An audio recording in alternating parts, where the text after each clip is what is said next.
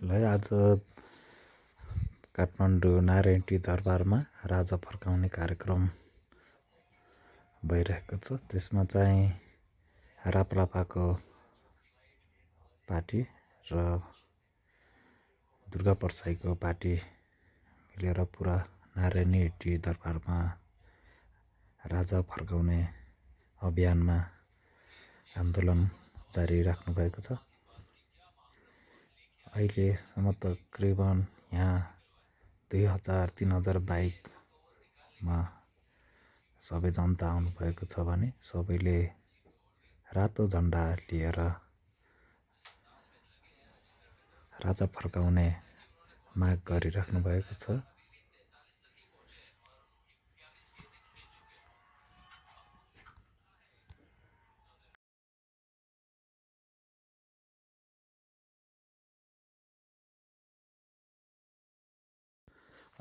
अहिले चाहिँ हाम्रो दुर्गा परसाई सरले चाहिँ राजा ल्याउँछु भनेर अस्ति योभन्दा पहिला केही दिन पहिला भाषण गर्नुभएको थियो भने अहिले उहाँ चाहिँ एक्लै आउनु भएको छ। उहाँले चाहिँ भन्नुभएको छ म आए त राजा आइहाल्यो भन्नुभएको छ। यसै गरी आन्दोलन एकदम चर्को रूपमा नारायण टी दरबार अगाडि माग राजा फर्काउने माग गरिराख्नु भएको छ भने दुर्गा परसाईको एकदम राम्रो अभियान चलिरहेको छ।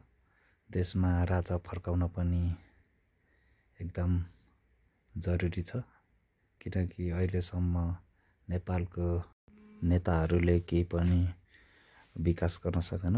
जति पनि भएको पहिला राजाले खोलेको कल कारखानाहरू सबै त्यही पनि बन्द गरिदिएर अहिले चाहिँ नेपाललाई एकदम नाजुक बनाएको छ।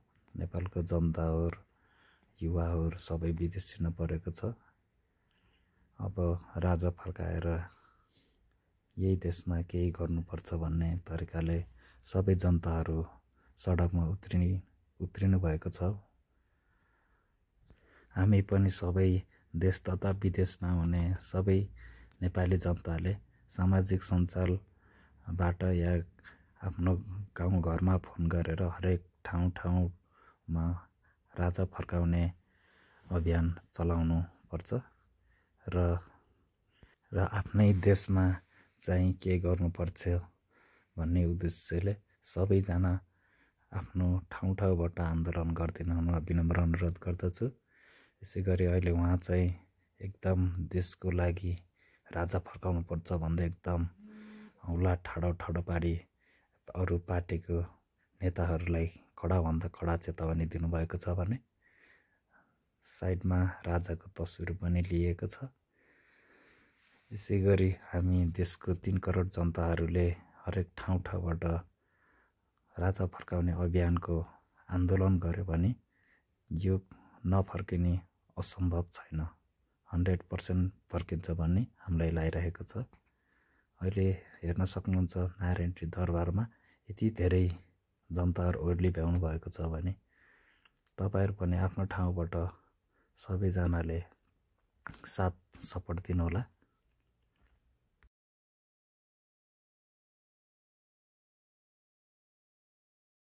जसरी पहिला हाम्रो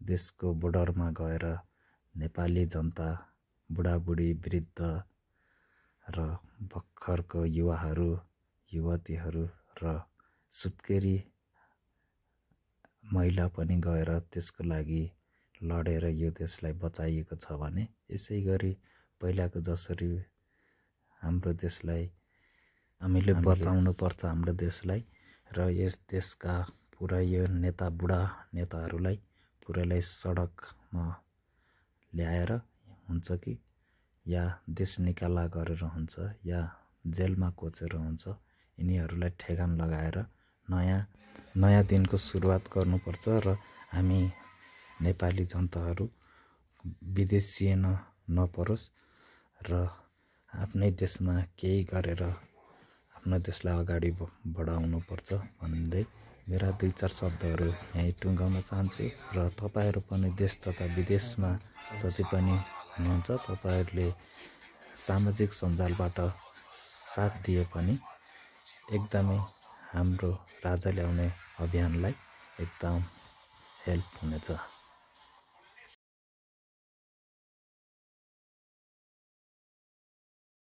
उहाँ चाहिँ राप्रपा पार्टीको हुनुहुन्छ भने हामीले अहिलेको अवस्थामा पार्टी नहेरेर देश बचाउ अभियानमा लागेर तपाईहरू जुनसुकै पार्टीमा भए पनि राजा फर्काउने अभियानमा लाग्नुहुन्छ भने आशा गरेको छु। जय नेपाल।